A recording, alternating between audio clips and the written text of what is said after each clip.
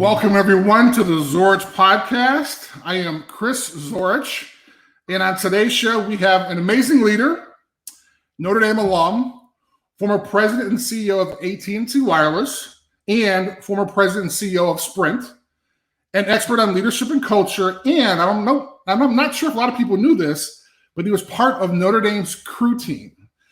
It is the Dan Hesse. Dan, thank you so much, very much for being on the show. Oh, thanks for having me, Chris. So we've had a chance to meet several years ago, talking about Notre Dame football and things like that. But you have just a really interesting story, and I like to kind of unpeel some of the information because you were an Army brat as a kid growing up, right? That's correct.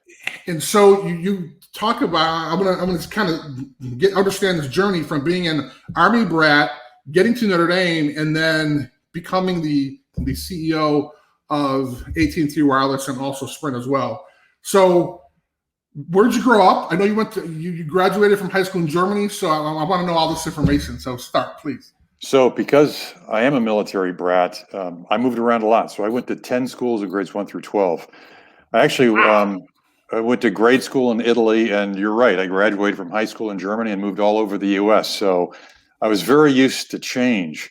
But it was interesting. After my sophomore year in high school, I was in Minnesota, and we were driving across the country to catch the boat to go over to Germany for my junior and senior year of high school. My dad took me to see Notre Dame, and because it was South Bend's right on Route 80 across right across the country, and it was always a place I was interested in going because my dad grew up German Catholic and my mom Irish Catholic. And I remember going to like one of our relatives' houses on my mom's side of the family, and there were like 3 pictures: Pope John the 23rd, JFK, and Knute Rockne. So it was that for my mom's side of the family, and we always rooted for basically West Point, which is where my dad went, and for Notre Dame. And so I saw the campus, and I just knew when I was there that's where I wanted to go. So actually, my family was still in Germany, but I got on an airplane, after I graduated from high school, and by yourself. By myself, yes, and flew to ND. Yeah, flew by myself. I mean, as a matter of fact, did you have like a bag with you, backpack or anything? Oh well, I had a suitcase, and also mailed 2 Foot Lockers worth of stuff because on the airplane all I could take was a suitcase, and so the rest I actually had to wait like a month after I got to ND for kind of most of my stuff to arrive, and they were in 2 Foot Lockers.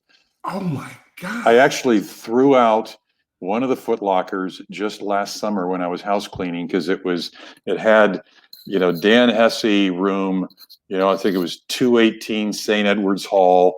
Notre Dame, Indiana, it was and from Germany, from our house in Germany. Oh, that's crazy. Wow. Yeah. Well, and to think that you kept it that long, that's a story in itself. It had sentimental value. So actually, my wife has been gradually having me get rid of clothes. We used to have a laundry. I don't know if you're old enough to have had the campus laundry, but we had to sew our name with our laundry number in the back of all our clothes. And I still own some clothes with my Notre Dame laundry. Yeah. So, yeah. Wait, okay. All right. So for the folks that don't know, so for a long time, and I'm not sure if they do it now, but they actually did it. I'm laughing because they did it when I was there, but you had the option to have the laundry staff do your clothes. All you had to do was just kind of drop them off. And that was part of the tuition and everything. Mm-hmm. And it was interesting because my mom sent me to college with a bag full of quarters so I could do my laundry. And then I was like, hey, Mom, they actually do it for me. And she's like, oh, my God, that's terrific. But the funny thing is, Dan, as you're saying, they would have your name in there and you would have a number. And I think for T-shirts, they actually put a stamp on there. But there were some clothes that they actually sewed it in. So it's really interesting that you still have some of those clothes. Yeah, wow. with the sew-ins still there. Yep. And that's kind of impressive that you're able to. Are you still able to wear those clothes, or have you changed that much? Or actually, not a whole lot. I can still wear size-wise. As a matter of fact, I went to a high school reunion and I showed up in my high school uniform, which I still had, and everybody's going, "Wow, you can still wear that thing." And I had my high school letter jacket, things like that. I can still, fit in them. I actually gained weight when I went to ND because you mentioned rowing. I put on weight, and then as I've gotten older, I've taken it off again. So I'm probably closer to my high school weight now. Okay, so let's kind of go back a little bit before Notre Dame. So did you participate in athletics in high school? I did. So back then, of course, you played a different sport every season. You didn't specialize at all. Right. So it was a fall sport, a winter sport, and a spring sport, and then a summer sport, which was usually a fourth sport. So what I would usually do is play either tennis or baseball in the spring and the other one in the summer. But I'd play 4 sports a year. Okay. And now for those folks who don't know, Dan, I think you're about 6'5"? Correct. 6'5". 6'5". Okay. Nice guess. So it's interesting. Did you play Bookstore basketball? I did. So I played high school basketball and played Bookstore. And I remember losing. It was a heartbreaker. Lost in the quarterfinals my last year there and it was my fault because I was typically the team scorer. Lost in the quarterfinals. Right behind the Bookstore, we lost to a team called Ass in the Four Holes. And it was, my guy was actually was a defensive tackle named Steve Niehaus on the football team. Okay, yeah. But there was a guy on the basketball team named Bill Drew on that team as well. Because now they limit the number of varsity athletes per team. Right. They didn't back then. Okay. No, you had unlimited. So our team was almost all varsity athletes. That team was 100% varsity athletes. The only limitation was only one varsity basketball player per team. Oh, okay. And so the basketball players also played in Bookstores. It was very competitive, basketball. So yeah, I did. I played intramurals all 4 years, basketball wise, and rowed, as you mentioned, on the crew team. That is awesome. So I was there in the early 90s, and at the time, Monk Malloy was our president. And he actually played basketball. So he actually had a team, and his team was called All the President's Men. So it's kind of interesting, you figure you don't want to hit the president of the school too hard on the foul or something like that because, Lord knows what would happen, right? I've gotten to know Monk very well over the years. We've both been on the National Board of Governors of the Boys and Girls Clubs of America for good 20 years together. Wow. So, wow. And he actually came and visited us when we lived in the Netherlands in the early 90s. My wife and I lived there for 5 years. It's where our first Notre Dame student was born over there in the Netherlands. And, wow. and Monk, when he was president of the university, came and stayed with us. Oh, that's great. As a matter of fact, he tells this really interesting story about having the first time meeting my mom. I actually lived in Sorin. And at the time, Monk, who was the president, as I said before, actually lived in Sorin in the dorm. And one day, and I forgot I was supposed to meet my mom. I forgot where I was supposed to meet her. And so she was looking for me. And so Monk always tells a story about how he ran into this woman in the hallway, and she was like, "Excuse me, Father." She had no idea who the guy was, right? So she was like, "Excuse me, Father. Would you happen to know where Chris Zorch's room is?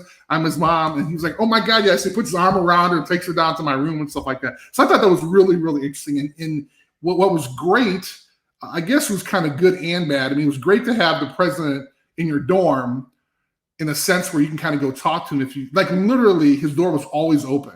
Yeah. And he was in that turret over, exactly. that corner right next to the basilica. Yeah. Yep. Yeah. And so over there. It was interesting because, like, literally, it was one of those things. Like, I mean, it was great having the president in your dorm in one sense, but in the other sense, I mean, our parties weren't that loud. We didn't get too crazy because the president literally lived down the hall. So actually, my oldest son was the Sorin guy. So my Oh, wow, son okay. Ryan was in Sorin, and he actually was the diesel. You know what the diesel is No, I at don't. Sorin? They're responsible. Their senior year, they're elected as diesel. They're responsible for all the off-campus parties for the Sorin members. So yes, that's his claim to fame, being the diesel at Interesting. Sorin. Yeah, Wow, but this it was is so great. interesting because when Ryan started at Notre Dame and chose Sorin and lived in Sorin, I sent Monk the note that he had written me because he had actually visited us shortly before Ryan was born. And I sent him this nice note to me from Monk, congratulating Diane and I on the birth of our son. Oh, He said, "He's coming your way, Monk. Keep an eye that on is a him." great story. Wow.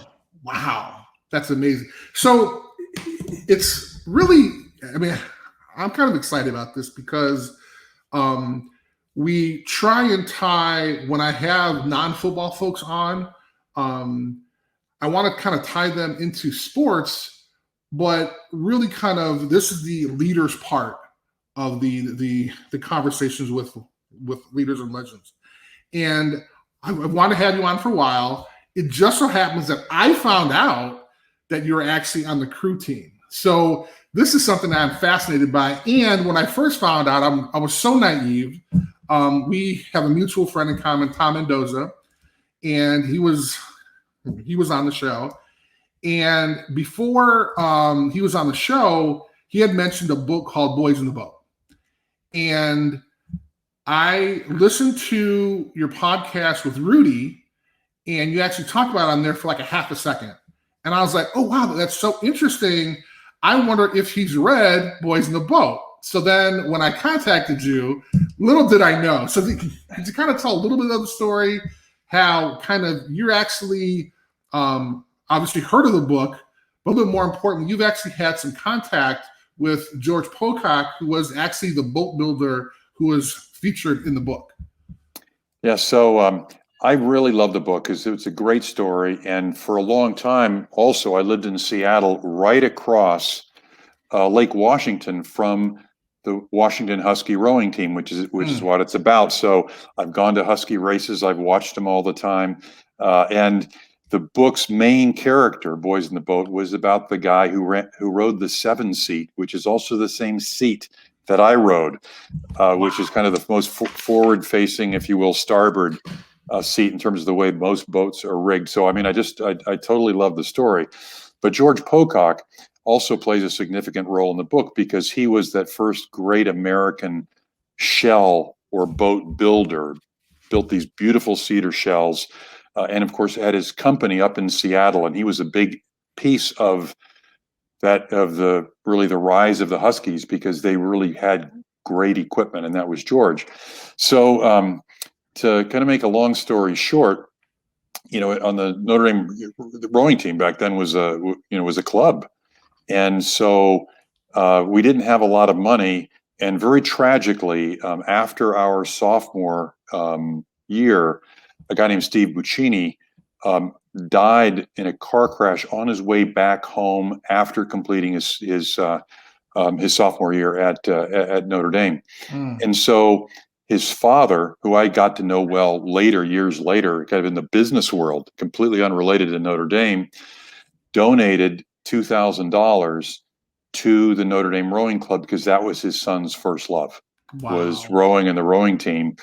And we decided to use it to buy a shell because we always had the worst equipment compared to the teams we were competing against. Because even though we were a club, almost all of our races we competed against varsity teams that had who were some of the teams that you competed against?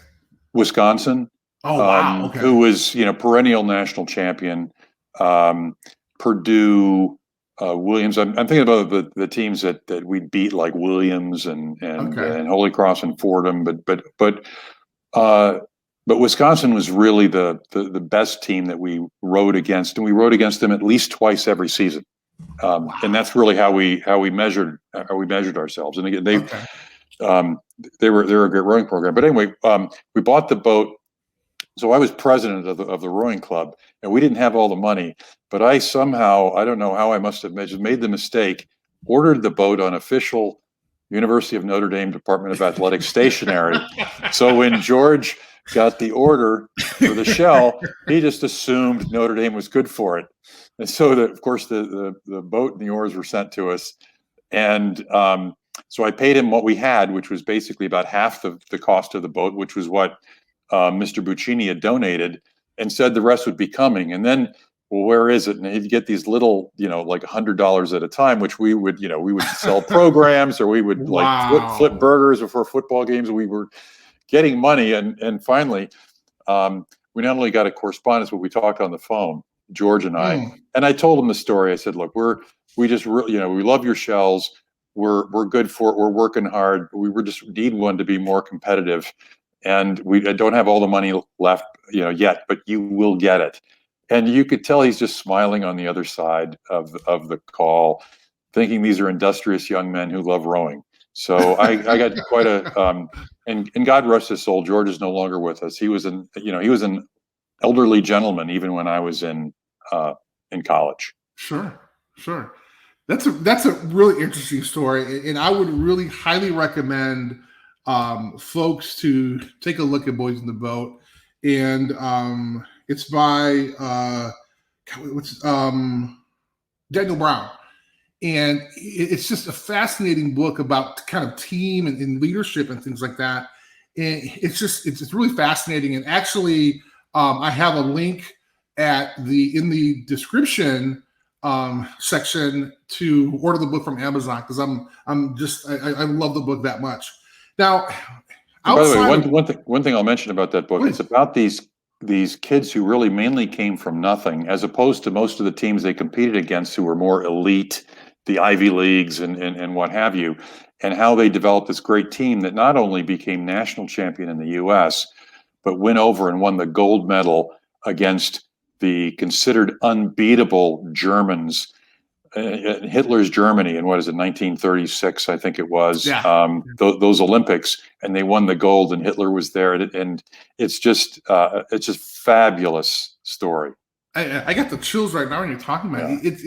It's a fascinating book. Literally, Dan, I'm glad you talked about that a little bit, because really the coach grabbed folks from all over the country, and these were kids like literally.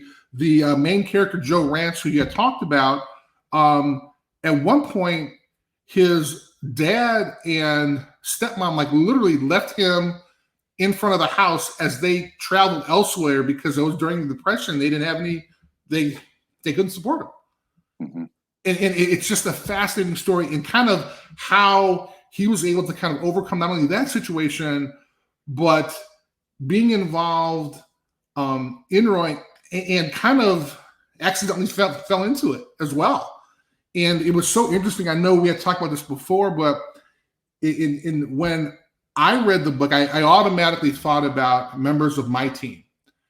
And it was so interesting because I saw in that book what they did as a team, and they wound up getting together every 10 years after that. And I thought it was so fascinating, because they still, those the seven, it was 9, right?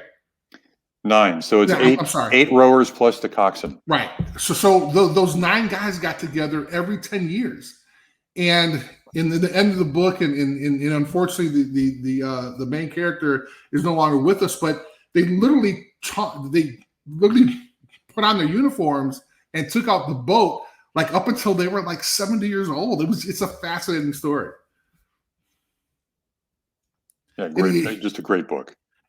So when you think about kind of your experience at Notre Dame, what was you talk about living in St. Ed's.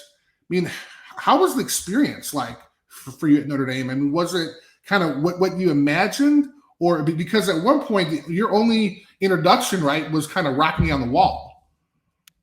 I didn't know much about the school otherwise, other than kind of watching the football team on TV, and being away from home, and I couldn't even go home for Thanksgiving or what have you. My parents lived in Europe, so I was a long way away, and I was 17 years old as a Notre Dame freshman, so I was young too, and what have you. But it was great. So I still keep in really close touch with the guys I met my freshman year.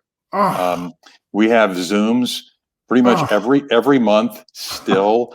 There's a group of about, it's a group of 9 of us that were really good friends at ND. And we are still friends and Zoom and keep in touch. And some were on the rowing team and some not. okay. That group. And that's actually how I got into rowing. 2 of the guys I got to know in St. Ed's were on the rowing team. And they kept pulling on me, come on out and what have you. And that's how I started. God, wow. So, well, as a 17-year-old freshman now, I mean, you're obviously away from home. Your parents are in Europe. I mean, talk to us about those Thanksgivings. I mean, did you just kind of hang out with your friends and I'd go home with somebody else. So that I'd get invited. Like my roommate would take me home with him. And like for Easter, I'd go home with another, my other roommate, because I lived in a triple. It was like my freshman year.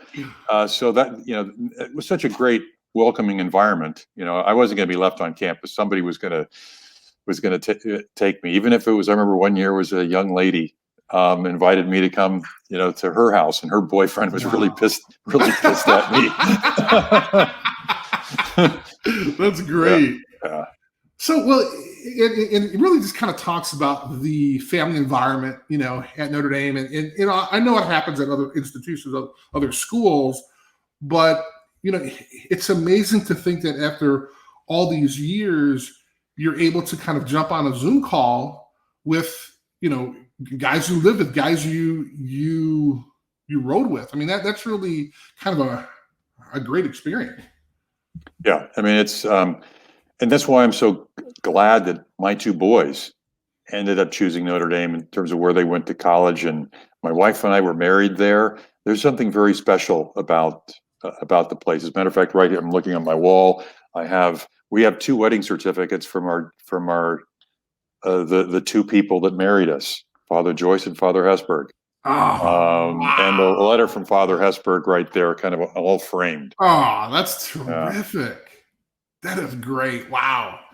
So along those lines, I mean, you've had just this great experience in Notre Dame. Do you have one that is most memorable for you outside of you guys getting married on campus? I mean, when you were a student. Boy, there's so many. Actually, the most memorable ones I can't really talk about. Fair enough. But what I remember well, which the one thing about rowing is, and it's very similar to business in some respects, is it is the ultimate team sport. And that's one of the things you get out of this book. If one person doesn't show up for practice, none of you are practicing. There is no practice because you need 8 guys in the boat and a coxswain, or the boat just doesn't work, doesn't function. So I remember driving to the boathouse, and we rode at 5:30 in the morning, so it was early. We rode before classes, so it was tough. I said, I drove up to where I knew one of the guys lived. That was the guy who was not there, who was supposed to be. Right. I knew where his house was, so we went to the boathouse, drove to the boathouse by his house. I jump out. I walk into his house, into his bedroom where I know, and he's actually, let's say he has a co-ed in bed with him. And I grab him by the shoulder and I get the stare. And I said, get your stuff on. We're all in the bus. We're right here. We're going to practice. God. And he jumps, gets dressed, and comes out to practice. So that's what you did as a teammate. That's what teamwork is about. Of course. Oh my God, that's a great story. Well, and it's interesting because you were kind of giving me a rowing 101, and you're kind of explaining, especially in the 7th seat, I mean, how really that's kind of the captain, that's kind of the leader. And as you mentioned before, I mean, everything is in sync and it all goes after the 7th seat. Can you kind of explain that a little bit again? Well, actually, the real leader in the boat, you've got the coxswain and you've got actually the stroke, who you would call the 8th seat. And that's called stroke. Okay. And my job as 7 and it's actually, in many respects, it's almost as hard because everybody on your side of the boat, if you will, 4 of the oarsmen, the 3 people that sit behind you on the starboard side, are watching you and your oar and trying to match the timing exactly how fast you come up, when you hit the catch, when you come through. But I'm watching the back in front of me, which is the stroke. So my job is to be exactly on with the stroke, because if I'm not exactly on with the stroke, the left and the right side of the boat are not together, and you're going to tip and you're going to do all this stuff. So we have to be a real team. And actually, one of the guys on my Zoom call was our stroke. Still, so the two of us became pretty close. Oh my God. Yeah. That's great. That is actually terrific. And it's interesting because the relationships that you're able to form in those situations, right? Not necessarily in class and not necessarily outside of that, but when you talk about athletics and what it does, and not only the being on a team, but also the camaraderie. And so I'm sure there aren't a lot of guys who you would probably go to their house at 5 o'clock in the morning and grab them out of the bed. But it's just an assumed responsibility because you're part of that team, and I think that's great. Yeah, it's the ultimate team sport, and business is a team sport. So a lot of the things you learn, if you will, in team sports, and not just rowing. Football clearly is another one, where the lessons teach you a lot in life. And I'm glad I played team sports growing up, in high school, and then the ultimate one, rowing, in college, because I think it was a great background to have before entering the business world. So were your parents ever able to come up to maybe visit you, or did they spend any time on the campus? Or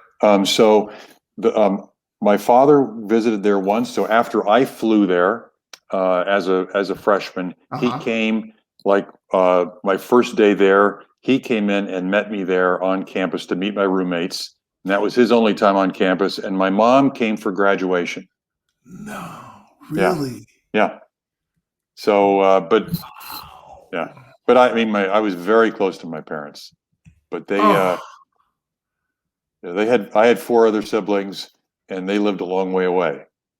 Oh my God. Well, I could imagine how obviously excited they were for you, but also having a chance to kind of at least experience that through you, right? And so, although my mom, she only came up a couple times, I was able to kind of talk her on the phone and kind of let her know, and she kind of lived vicariously through me. So it's great that your parents had a chance to kind of at least experience it in that way. Oh yeah, they loved it. And my mother loved Notre Dame's graduation. She went, of course, to college graduations of my 4 sisters, and she said Notre Dame was by far the best. Look, I love you all the same. However, your graduation was the best. Yeah. So this is going to be kind of interesting, because when people kind of talk and assume, folks assume that literally you just kind of went on this trajectory to become the CEO of a Fortune 500 company, but that necessarily wasn't the case, I'm assuming. Some of you had first job, right? Yeah. So actually, at Notre Dame in the summers, I would make money cleaning sewers and what have you. So that was, that's kind of was my work experience. But before actually entering the business world, I went and got my MBA. I went directly from Notre Dame to Cornell. And the way I ended up at AT&T, which is where I started my career, was AT&T had, back then, it was by far the biggest corporation in the world. As a matter of fact, I'm reading a book now, which is about Marilyn Laurie, who was headed PR when I was there. I knew her well. And the author's describing that AT&T at that time, which was larger than General Motors, Ford, General Electric, Coca-Cola, and there's a few other firms all combined. It was by far the biggest company in the world, nothing even close to it. So it was a really big outfit, and they had the best management development program. It was known in the industry. It was really outstanding. But they only recruited at Harvard and Wharton. They didn't recruit anywhere else. It was only Harvard and Wharton. It's the only place they went. So my sister was in Boston. So I was a first-year student at Notre Dame, and so I knew the summer internship that I got during those 2 years of graduate business school was going to be really important to my career. Okay. Because again, I had no relevant work experience. Most MBA students go out and get work experience and then go back and get their degree. I went straight through. And so I had her go over to the Harvard Business School.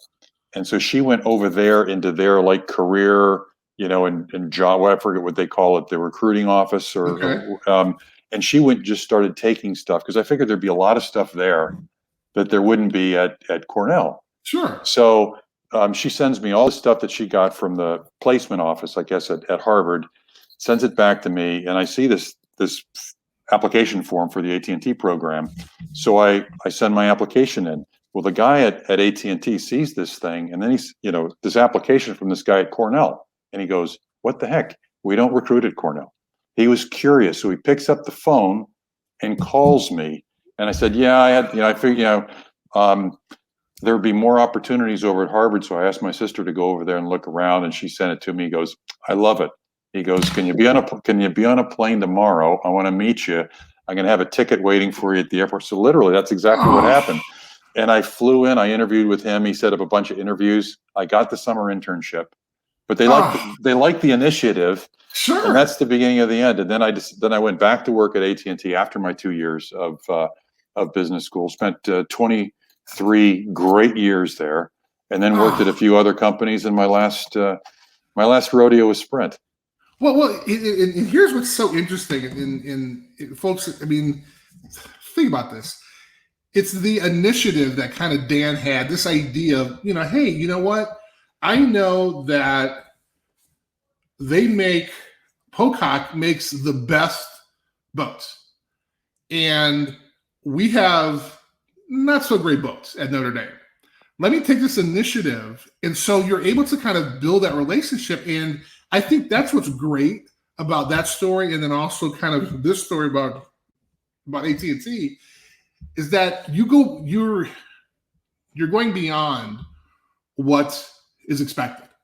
And so although Notre Dame, the crew team was not a varsity sport, it was a club sport, you felt as though you needed the equipment in order to compete. You knew that Wisconsin had great boats. You wanted a great boat. I mean, you saw that you wanted an internship at AT&T. They might not go to Cornell. So what did you do? You kind of took that initiative. So I think that's really, really great. Well, people have asked me, and it's just, you just figure out whether it's hard work or something else. So for getting back to your earlier question about progression, how you get, how you move up in a career. I started at the beginning, but I just, people have asked me, how did you get to be CEO? I said, I just worked hard, really, really hard. I worked harder than everybody else. I mean, people were just as smart as me. As a matter of fact, so you go back, everybody else there that they had hired, they had all come out of Wharton and Harvard. They weren't idiots, but how do you become number one in the class, if you will? Sure. You just work really hard. So I loved being in jobs where you could measure your performance, like sales. There was no politics. It was not, who do you kissing up to? Who do you like? Who are, all that.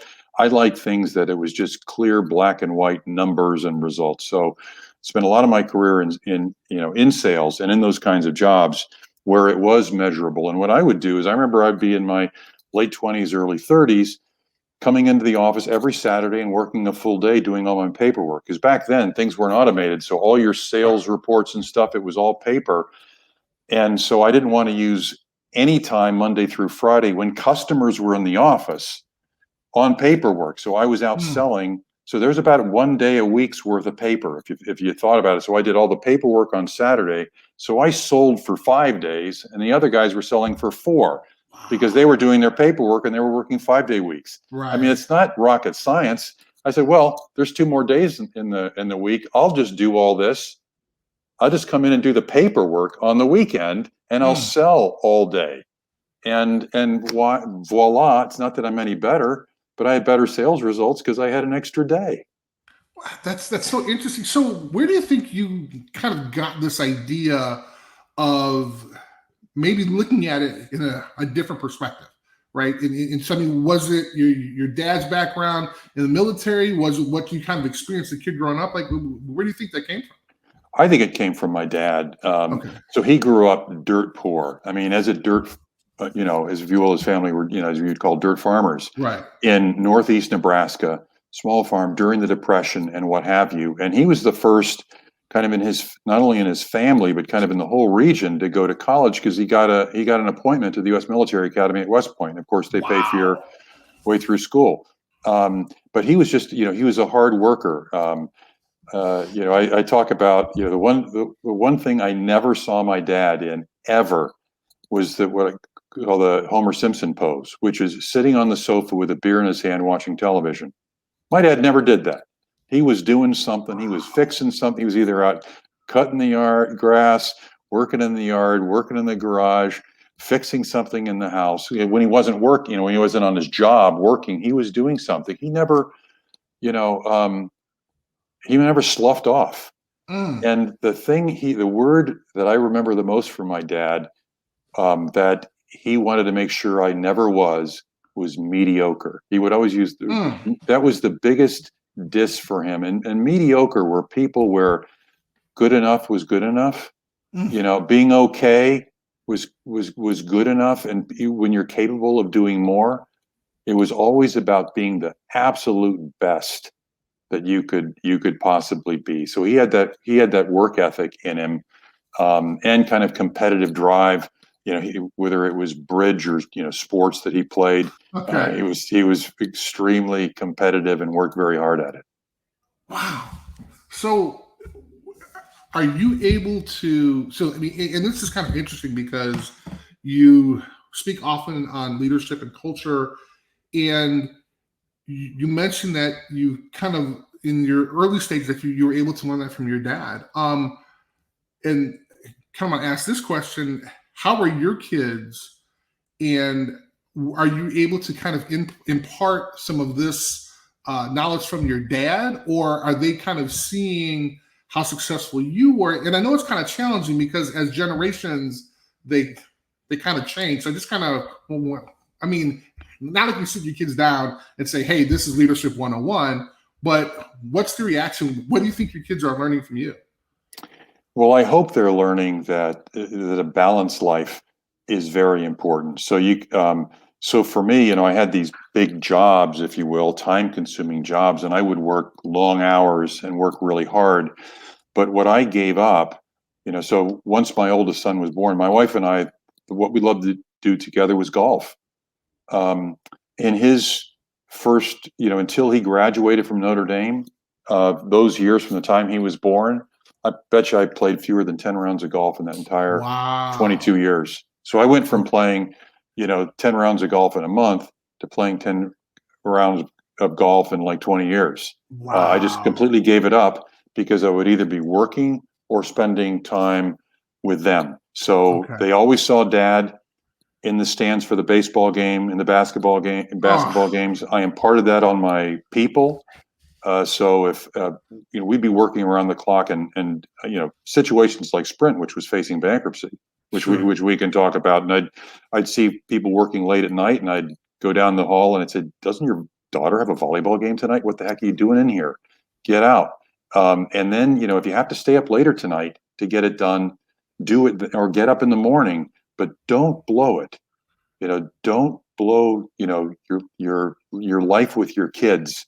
And be a good example for them as a parent. And so I'm hoping what my kids have gotten from me is dad works really hard, but boy, when it comes to the kids, he doesn't cut corners. He's at everything. And what I would do actually is I would take my boys on my business trips with me. Okay. So, because I thought it was a great educational opportunity. So when they were like in junior high and high school and even before, I'd figure out a way to bring them along with me. And I came up with some creative excuses for their teachers. But I remember my oldest son, who was a computer science major at Notre Dame, he was very interested in, software and Silicon Valley and all that. So when I'd go out to Silicon Valley on business, I'd have a day of meetings, and I'd have set up a day where he'd start at Facebook, then he'd go to Google, then he'd go to EA Games, and he would get the tour. and what have you. I remember taking it to the X Prizes. I was involved in that, which are these prizes, technology prizes. Elon Musk is involved, all sorts of people. It's a really great, it's kind of a cool thing. And so I brought him with me, and we're sitting there, and Jim Cameron, the director, who's also kind of involved in the X Prizes. He had Avatar and these other movies. Right. We're talking about this. There's this discussion going on about asteroids, and my son, who's a high school sophomore at the time, he starts piping up about heavy helium and heavy hydrogen and all this stuff on these asteroids. And next thing I know, the president of NASA's labs comes up to me and he goes, "Would your son be interested in an internship at NASA?"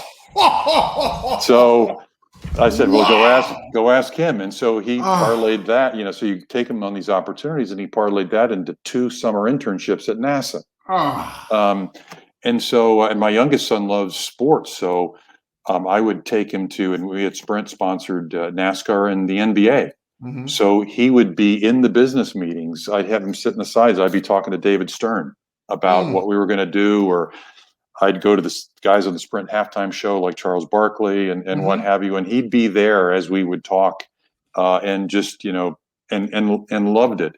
So it was also an opportunity to share that with them. So I know it's been a long-winded answer, but I hope that they will get both really hard work, but understand the importance of balance and really involving your family. And I didn't mention my wife. She and I did a lot together, from especially in terms of good works, philanthropy, causes.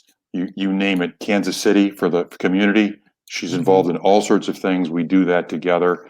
So we were able to share that. So it's not either or, if you will, your work life and your home life. There are ways that you can bring them together.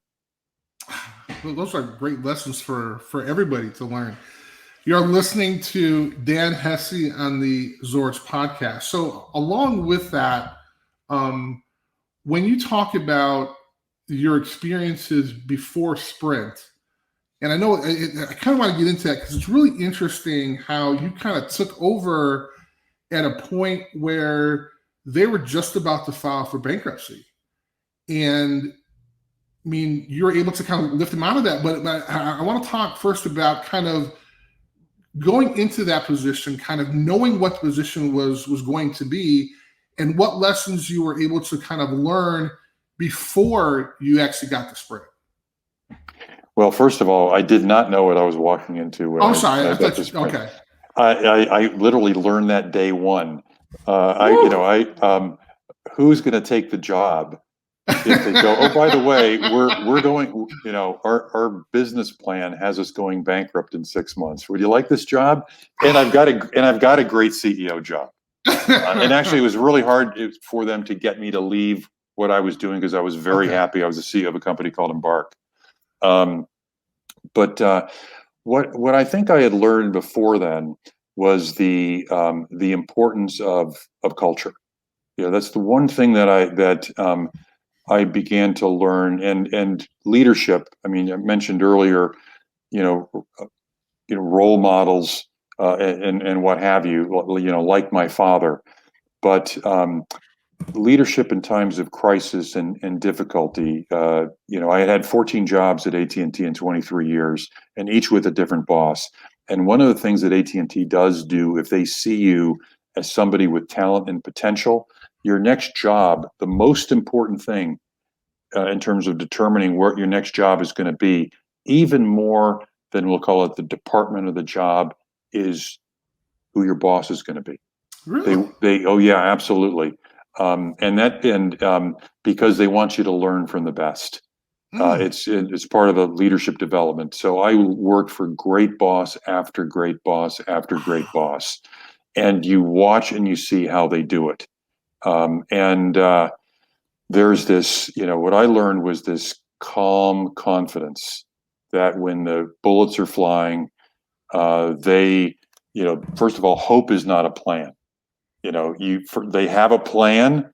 This is how we're going to get there, but they're confident we're going to get there. I'm sure you see it in sports as well. You want to see a coach who, we're going to win the national championship.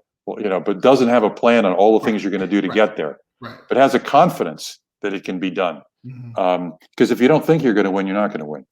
And so, I was very fortunate to have had great mentors throughout my career, and they treated their people really well. They weren't stick people; they were carrot people. Those were the most successful. And I watched stick people, and the carrot people always outperformed them 100% of the time. Those that recognition, encouragement, good, honest, straight feedback, but it came from a place of love and caring. Right. Not from just beating them up because that's what I need, that's what I'm feeling I want to do. Right. Really thinking about the other person. So I had great role models before getting into the Sprint situation, which thank God, because, we almost didn't deserve to survive the situation that I inherited there. Wow. So how did that? When day one, you walk in, and not only is it, okay, this is huge shock, but now, you're responsible for thousands of jobs. You're responsible for, a whole company. What's not only the transformation, but what's your immediate 48-hour plan? Do you kind of go back home and kind of sit down on the couch and go, whoa, what's going on? Well, in terms of crisis management, what you need to do right off the bat is, and again, what I found out is I went to the hangar to sign my employment agreement, next to the fax machine, back to company headquarters, got on an airplane and read. And when I got on the plane, I saw the plan that had us going out of business and filing for bankruptcy in 6 months. So I learned that my first night on the job, which was really hard. But basically, you just have to put it behind you and say, okay, it's, you can't think, woe is me, and you have to decide what you're going to do, who's going to do it, and how you're going to do it. What's your strategy? So at Sprint, the reason the company was in the situation it was in was the customer experience had fallen, so customers were leaving.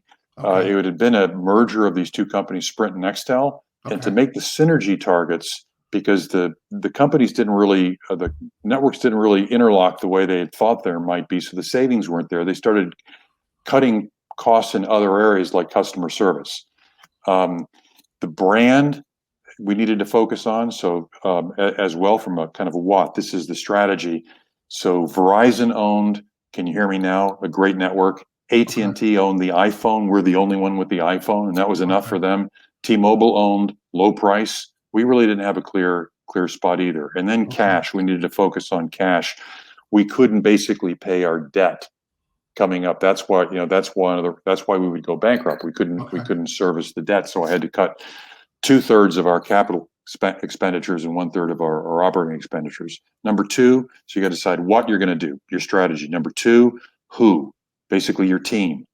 We needed to make some changes at the board level and on the senior leadership team level. And we changed about 50%. Wow. And then third is how, and that's the culture. And that really was the MVP, but you need to pull a couple levers hard to get everybody on board quickly. And those two levers are compensation and agenda. People are going to do what they're paid to do and what you spend time on. So the two things we were focusing on, the customer experience metrics and cash metrics, they became part of everyone's compensation, from the secretaries to people in the mailroom to me and everybody in between. Wow. Everybody in the company was either at 82% or 112% on the same metrics. Now we had different amounts of our pay at risk, and we made different amounts, but our at risk, everybody in the company was pulling in the same way. So compensation, that moved everybody to focus on those things that needed to be fixed.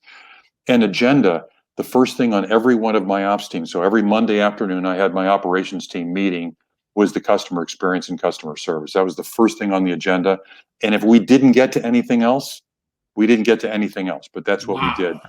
And so what that did is to get my direct reports ready for my meeting, because they knew it was going to be all about customer experience.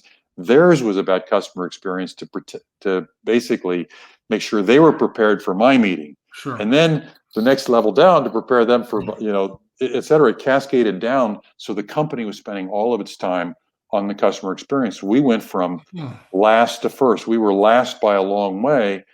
And then the next thing you know, a couple of years later, we're starting to win all the J.D. Power Awards. We won 20 of them. So we went from last to first in CSAT, and the American Customer Satisfaction Index recognized us, as I was leaving, as the most improved U.S. company in any industry, over all 43 industries, in any industry during those years, those 6-7 years that I was the CEO. But it was about just relentless focus. So, when you walk into a situation, in terms of really turning a ship around, what I call crisis management, it's what, if you will, strategy. It's who, then it's how, which is your culture, and then it's compensation and an agenda in terms of your levers. And that was the formula that I used. And it was really important because not only, if you think of the timing, this is like just before Christmas of 2007, we're going to go bankrupt, it looks like, in 6 months. Looks like we're starting to get our head above water when it looks like we're not going to have to file for bankruptcy 6 months later. And then what happens in 2008? The economy collapses. You have the banking failure and the Great Recession on top of it. So right when you think you're just getting your head above water, boom, you get another big pile thrown on you. So it was a rough period of time. But one of the reasons we still get together, my sprint team, my leadership team, kind of my top 50, and the board members from that period of time and what we went through, we have Zooms and we get together regularly. And then once every year, I rent an Irish bar called the Dubliner in Kansas City, and my old team comes in from all over the country, board members and management team, and we all get together because it's like the example you mentioned about the boys in the boat. You went through adversity together, and we bonded so closely because we came out, if you will, winners. In that, because if you take the last, kind of our last 2 years together, right?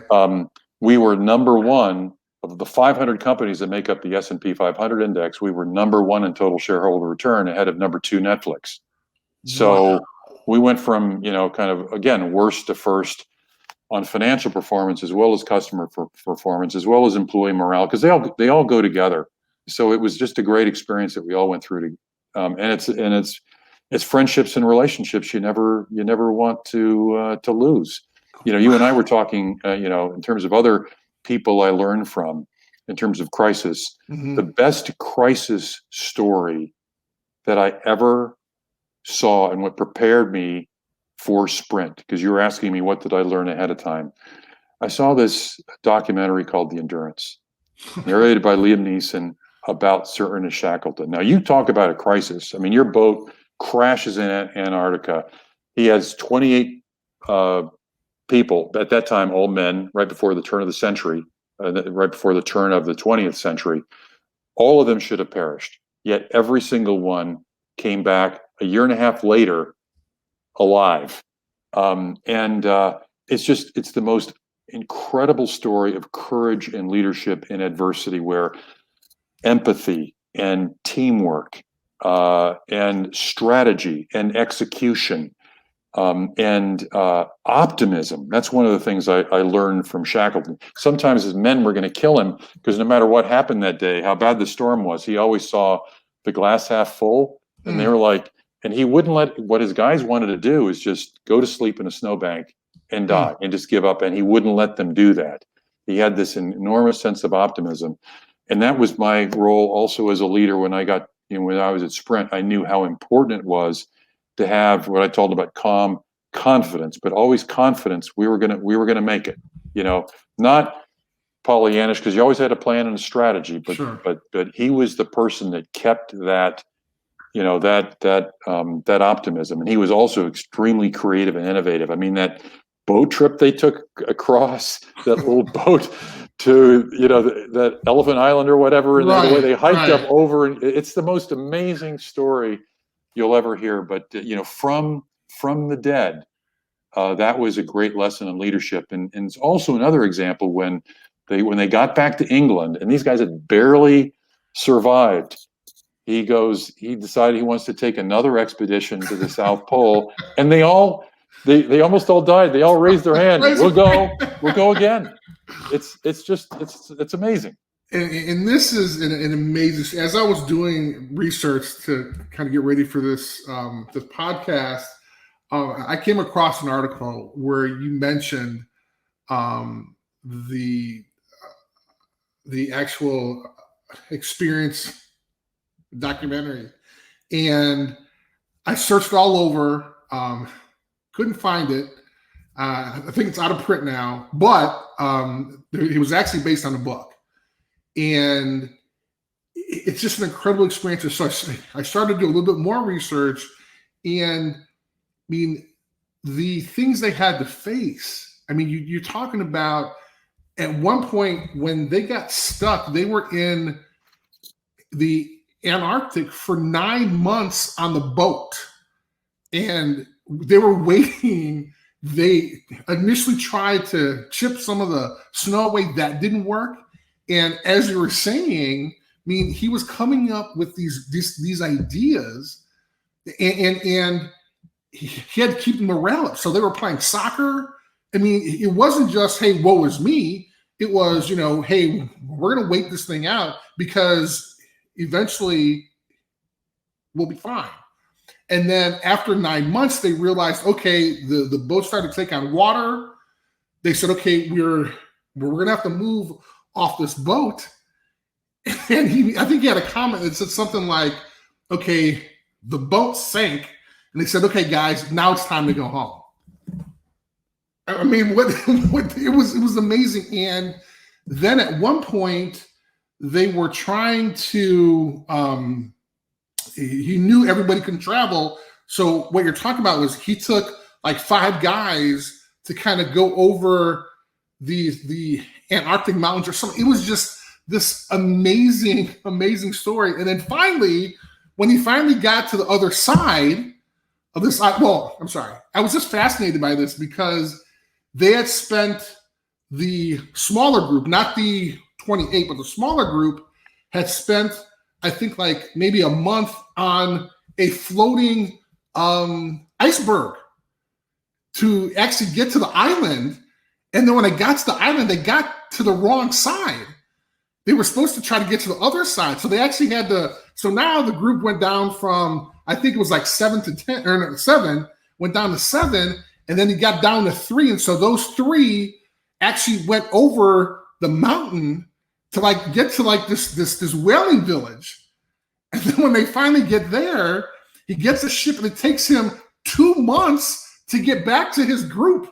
It was just an amazing, amazing story there. Well, what I did is, this was again the end of 2007. I ordered 100 copies of that DVD. And by the way, you can still find it on YouTube. Oh, you can? Okay. All right. I'll check the there. PBS. And the reason it's worth watching is because he had a photographer with him. So they had tons of, they went back and got them later, all the plates. So you see the pictures of the boat and Shackleton and his team. So as it's narrated, it's real photography of everything. And then afterwards, when they couldn't take the camera anymore, one of the guys was an artist, and then he would draw pictures, and they would be in there. So it's really worth seeing. But I bought 100 copies of the DVD, and I sent it to my top 100, basically vice president above at Sprint. There were 100, and I sent it to everybody and said, "I want you to watch it. This is the way we are going to lead. We're the leaders. This is the way we're going to lead. And if you think we're in a tough situation now, you look at the one these guys were in. They came out. So we're going to come out. But this is it." And that became the template. So people would make, there's all sorts of stuff behind my office wall at Sprint was, somebody had made a really large replica of the Help Wanted ad that Shackleton originally put in the London Times for his crew.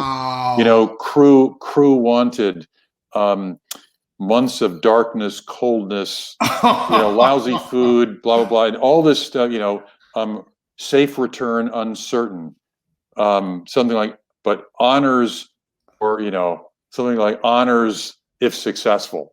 And so he knew what he wanted. He wanted a certain type of person, and that's behind there. And people made me T-shirts, and so I have endurance T-shirts and all sorts of stuff. It became part of the, if you will, the culture, the cultural lexicon of Sprint was that documentary. Oh, that's amazing. And actually, I'll link when I find the YouTube link, I'll put that link in the description so folks can check it out. I mean, it's amazing. It's an amazing, amazing story. Well, and it's interesting because when you talk about this culture, I mean, that's literally what has to happen, right? I mean, it's the changing of a culture, but along with that, it's in, you mentioned before, I mean, trying to find the right management team. I mean, how do you do that when you're, I mean, when literally you have to bring in your own team, but also keep some of the members that are there? Yeah. So actually, my new management team, roughly, half of them were already there, and Oh, half wow. of them Okay. were brought in new. And of those that were already there, a lot of them were people who I promoted up a Okay. level, who were ready to go, Okay. and I made space for them.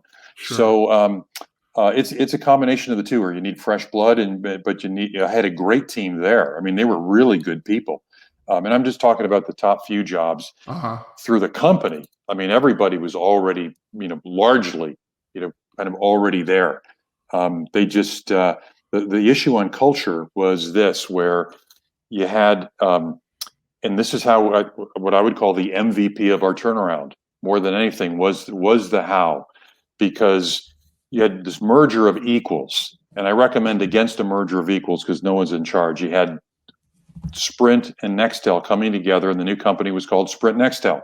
Mm-hmm. And so you had roughly half the management team was from Sprint, half from Nextel, half the board from Sprint, half from Nextel.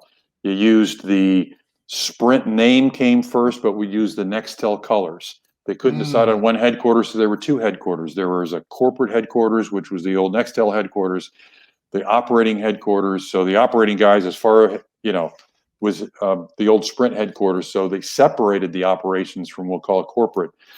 A lot of that, and again, when I met people, I came in and everybody would introduce themselves, and I had meetings one-on-one. Within the first 2 or 3 sentences, they always told me whether they were legacy Sprint or legacy Nextel, because that was their definition. That told me who they were.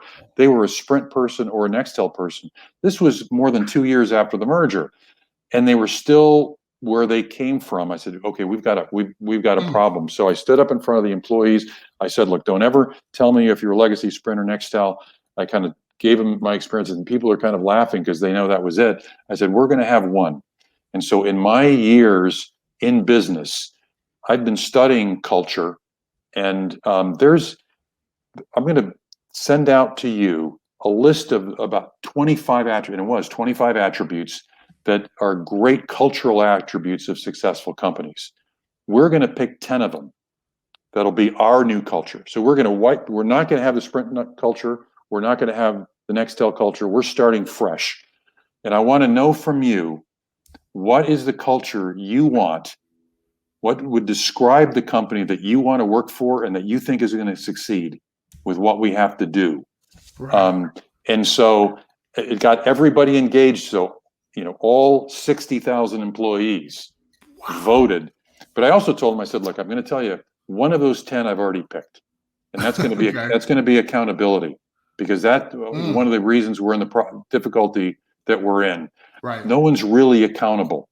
Okay. And I have accountability for culture, for making sure we build a strong one, that we walk the talk, what have you. So I am not going to be running a democracy here. So it's not going to be the 10 aren't necessarily, they could be, but they may not be the 10 that get the most votes. It's my decision, but I want your input. I want everybody here to tell me what kind of company they want to go work for, and they think is going to be successful. And that will inform my decision of what our culture is going to be. And then when I rolled it out, the important thing is if culture is really going to be important, you have to measure it. So every quarter, we ask the employees in a survey, as part of our normal quarterly survey, how are we doing walking the talk on each of our 10 cultural attributes?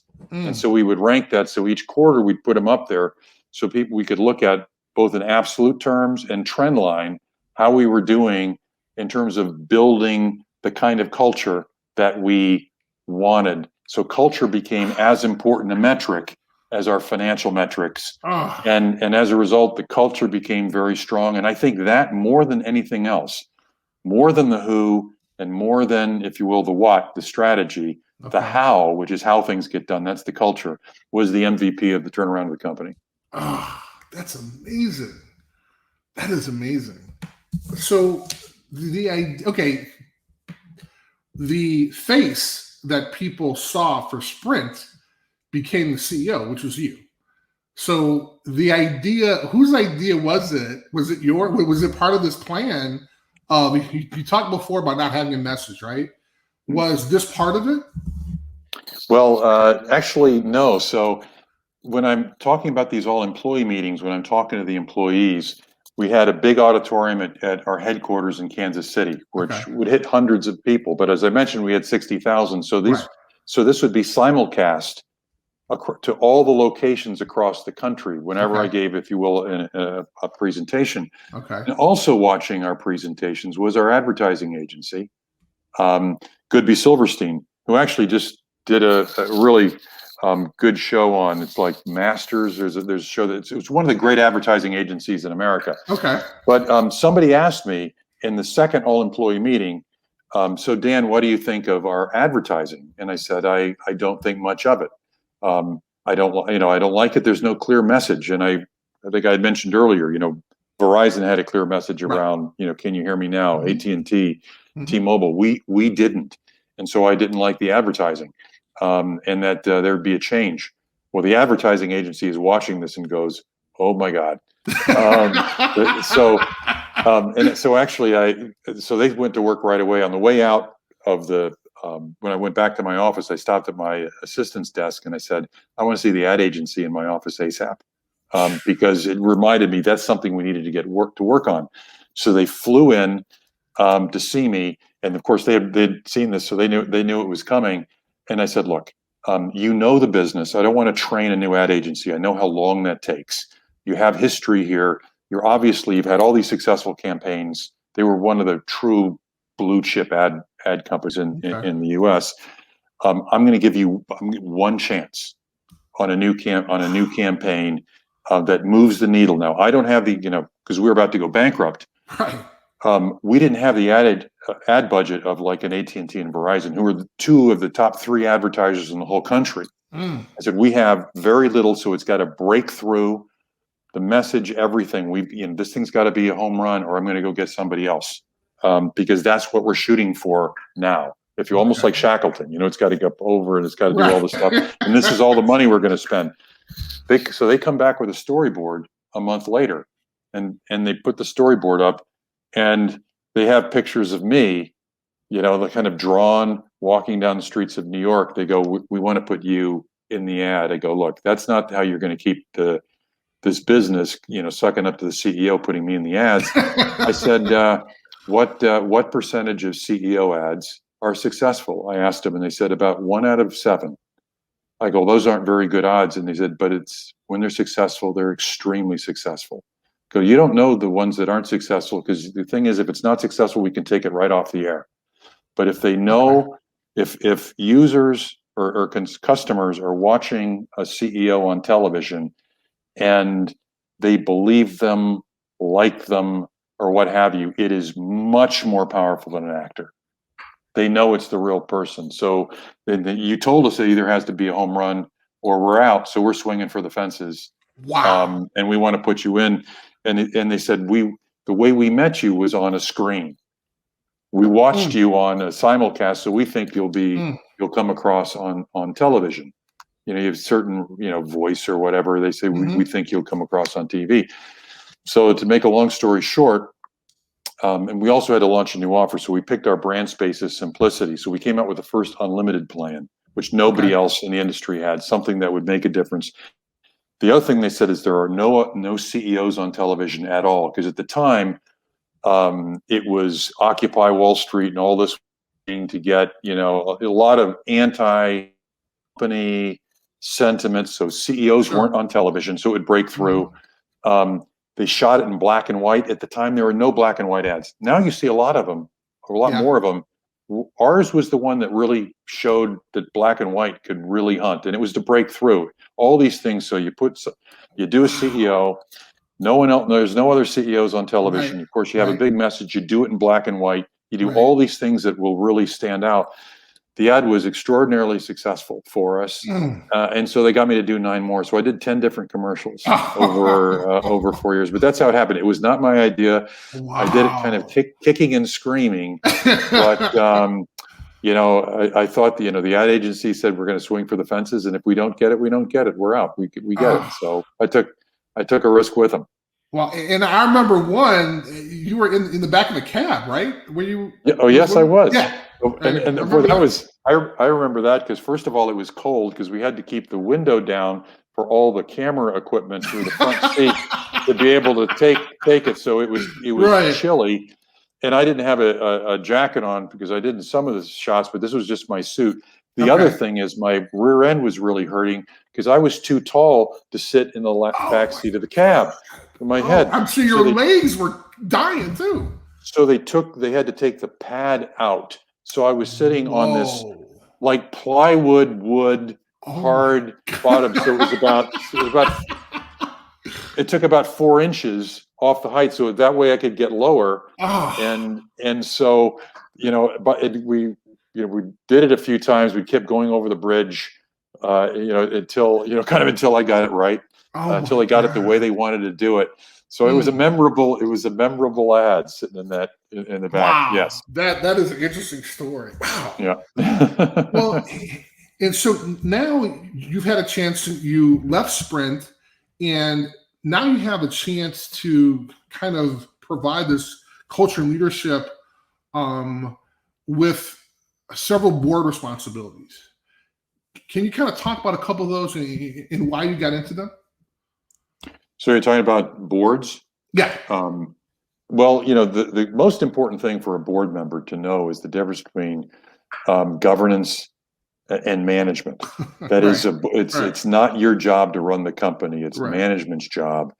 And I've always felt, and one of the reasons I decided to join boards is I found how valuable it was for me to have other CEOs or retired CEOs serve on my boards. They became great coaches.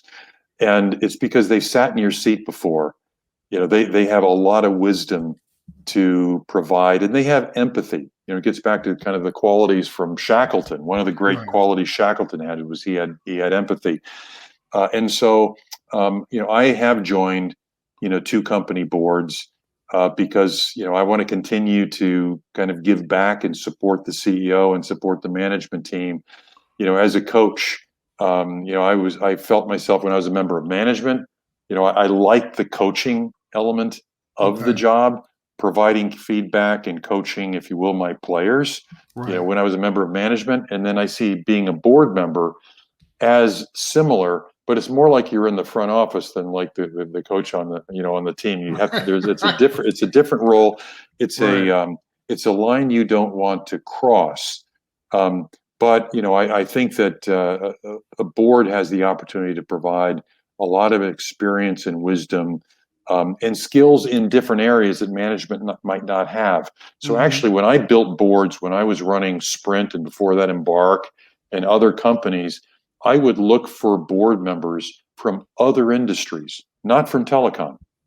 Okay, so they could bring a perspective, and outside, a fresh set of eyes, a different point of view. And we would call it the bingo card when I would set up the board matrix in terms of what I would look for in a board. And it was different industries. I wanted people from different industries that I thought were not mine, but had relevant experience. So, for example, media, or entertainment, but it would be an example. It could be, high tech or silicon, whatever it might be, would be relevant experience to my company, but not, but not the same. And it could be, gender, ethnicity, whatever it might be, diversity. You were looking for the, real diversity. That's what made a great team. It made a diversity of skills and capabilities and backgrounds made for a great team as management. It also makes for a great team of the board. And really the CEO is one member of that board, if you will. and team. So you're also a member of that team. Right. So, I just thought it was a logical extension of my experience as CEO to join, a couple of boards and try to continue to give back. That is great. Well, along with that, I know that you have involvement with the Boys and Girls Club of America. Can you tell us a little bit about that? Well, I've been on national governor for a long time, and the way it happened was my little sister, one of my little sisters. I have three little sisters, one older sister. She was the vice provost at Arizona State University, Okay. and she was very involved in the Boys and Girls Clubs down in Arizona. This is a long time ago. This is back in the 90s. Okay. And she said, "Oh, you should meet my brother." As she's meeting the president of the Boys and Girls Club of America. And so next thing I know, they're calling and they want to meet me and what have you. I'm the CEO at AT&T Wireless at the time. And so I met them. I've always loved what they do. They got me to join what was called the National Trustees. Then they asked me, would you recruit other trustees in the Pacific Northwest? I was in Seattle at the time, so I recruited them. We created a group of trustees for the Pacific Northwest. Dan, would you head up the trustees for the Western region, the Western U.S.? Okay, I'll do that. Then would you join the National Board of Governors? And it's such a great cause. We have an impact on millions of kids every day. Yes. I mean, every single day. So it's it's a calling that I feel very, very close to. And I'm fortunate, and as I mentioned earlier, that's, how Monk and I have really gotten to know each other a lot better, is service on the Boys and Girls Club board. And actually a project that my wife and I donated to at Notre Dame was one thing I've noticed about so many great universities. I mean, you could say Notre Dame's one, the University of Chicago, Columbia. Okay. You go right down the list. You have this, University of Pennsylvania, this really affluent, outstanding university surrounded by the underprivileged all around. Yeah. I thought there was an opportunity for Notre Dame to get closer to the South Bend community. It would be a great experience for students during the year as well, as if I set up a program with Notre Dame and the Boys and Girls Clubs where the students work at Boys and Girls Clubs during the season. And I provided transportation, buses, training, et cetera, where they would become basically mentors and teachers for kids part-time during the school year, and then provide summer internships at Boys and Girls Clubs around the country during their summers at Notre Dame. And I'd get letters from the students. So we also set up. I got the chills, man. That's a great program. Yeah. So Diane and I set up a program at Notre Dame, and we endowed it. So it's an endowed program, and it's this program between the Boys and Girls Clubs of Greater St. Joseph County. So there's a number of boys clubs around the county, and Notre Dame.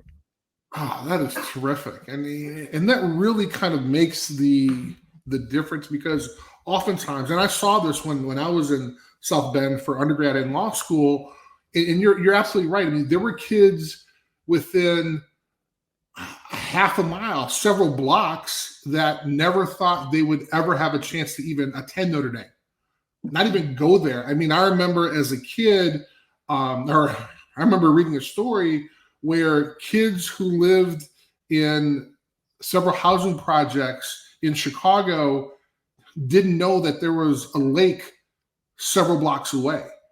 So the idea that these kids may know about Notre Dame because it's in their area, all of a sudden, never having a chance to meet anyone from there.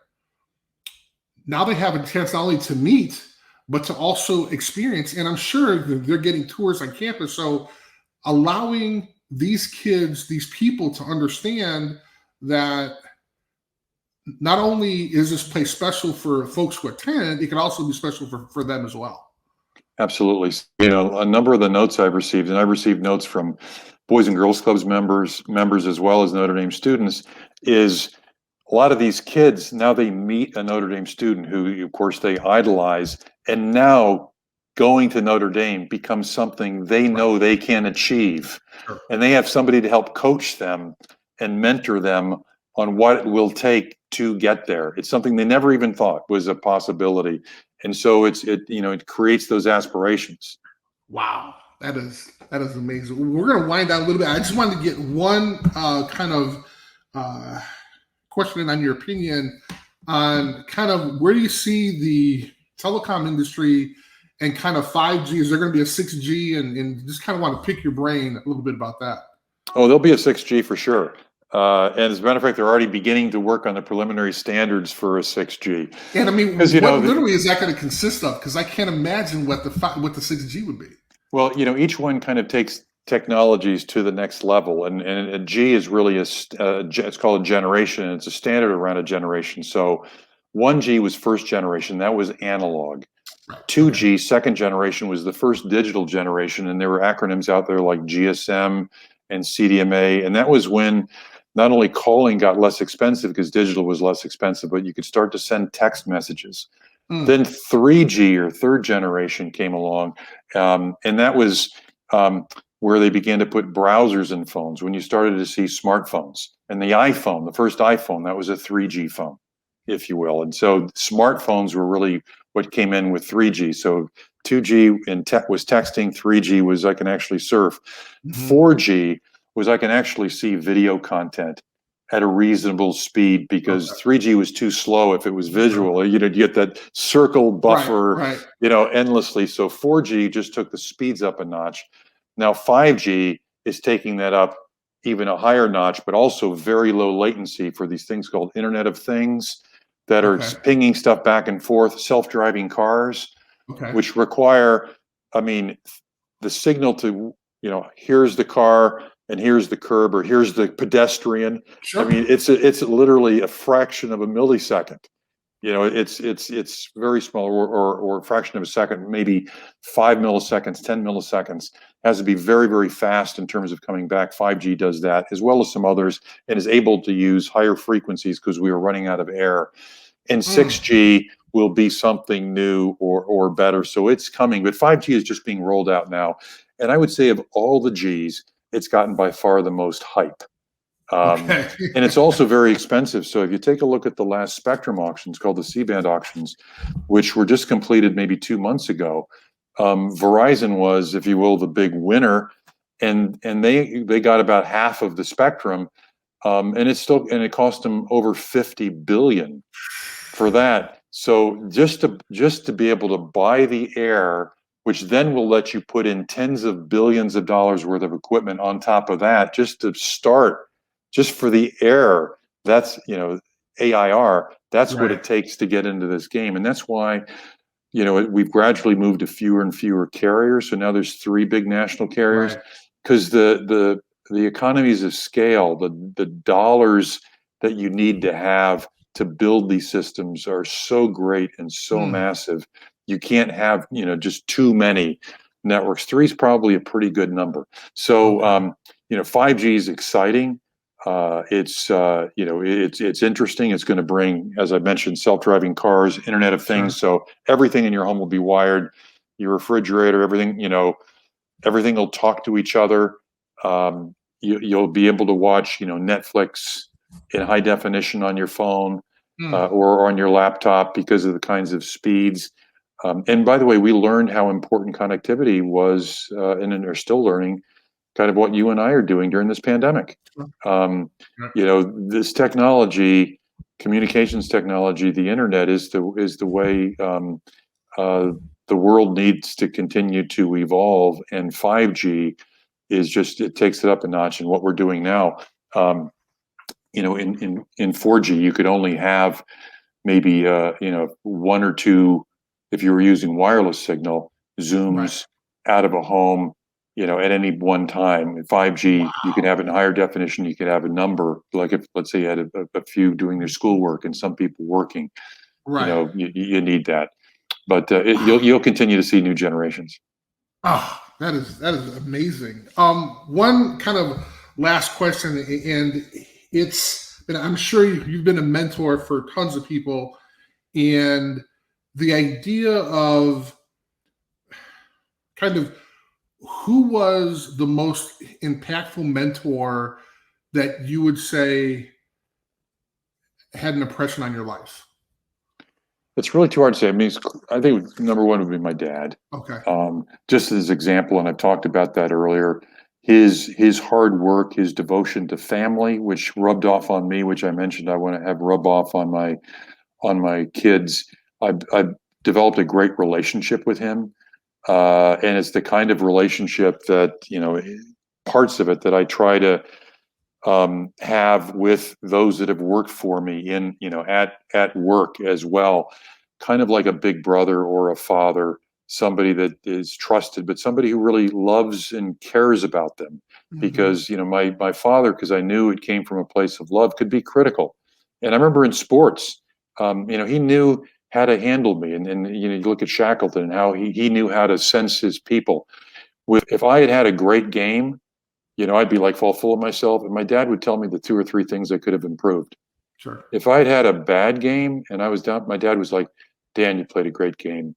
You did this, that, or whatever. He knew how to lift me up when I needed to be lifted up, and actually knock down a few notches when I was too big for my britches. So he was really it. And Okay. and my kind of key philosopher, I had a few. George Carlin was one, Okay. and Yogi Berra was another. Yogi would say, you can observe a lot by watching, and that's what I would do. I'd watch my dad, and I did the same thing when I got to work. I mentioned all the great mentors I had through my career at AT&T. I'm just thinking of some people like Gus Blanchard and Frank Blunt, and I can go right down the list of so many of them that impacted my life in a very positive way, because they taught me the importance of team. Sure. And the importance of treating people well, and how to lead during crisis, and how not to, if you will, lose your mind or fly off the handle Right. when life was tough. That's when you needed to be calm, and when you needed to be confident, and when you needed to be optimistic, and when you needed to be supportive if you wanted to get the most out of everybody. The other thing they showed me was the importance of teamwork. And the one thing I will say is I've let a lot of people go during my career. I've had to, have them leave the team. And very often they might have been the smartest person on the team. One might argue the most capable, the most skilled, but if they weren't a good team player, we weren't going to be successful. And I figured out the right place for them. You need to be there, if you will, the right person in the locker room. Right. And I learned that from my mentors as well, and board members. At Sprint, just a phenomenal group of board members who coached me through some pretty tough times. And I remember one who I Zoom with on a pretty regular basis still. Wow. When a board member, when I knew it was a really bad day, something really bad had happened at Sprint, or it was something happened, the market collapsed, or our stock went down, or we lost a big bid. I'd be sitting there at my desk late at night, the phone would ring, and actually it was a couple different directors would do it. And it was, this is Dan. They knew it was lonely at the top because they were CEOs. Hey, Dan, how's your day going? What can I do for you? Hang in there, partner. Just that a lot of times you forget what that means. Sure. When you do that, when others do it for you, then you realize when you're in the top spot, how important it is for you to do it for others, Right. because they need that, that, if you will, pat on the back when you've had a bad day. This has been great. This has been I've learned so much. Also want to remind folks that I will put a link to the endurance location on YouTube, so folks can check that out, because it is very, very, a very compelling story. And I kind of feel bad because I did not know about it until I read the article that you mentioned it to. So now I'm going to go back. I'm going to read the book because it's an amazing, amazing story. And talk about the lessons that we've had a chance to kind of learn about culture and leadership, and really kind of understanding that the most important employee is one of the 60,000 that you had. It's the person in the front line of customer service up to the folks on your management team. And I think folks are gonna be able to take that away from this conversation and understand kind of your leadership methodology, I guess. And I also want to talk about, it's really interesting on your website. Here, let me kind of put that up here. The tagline on your website is really interesting. It's a unique perspective on business leadership. And I think that's great. And I think that we've had a chance to kind of dive a little bit into kind of your management style, your leadership, but also what's it like to be in a culture that you're involved in. And folks could also check out some videos there that you have, some interviews, and also some articles as well. Dan, this has been a great experience, a great learning experience for sure, for me, and hopefully for our listeners as well, and to the whole Notre Dame family. Well, Chris, it's been my pleasure and my honor that you asked me to be on this with you. So thank you.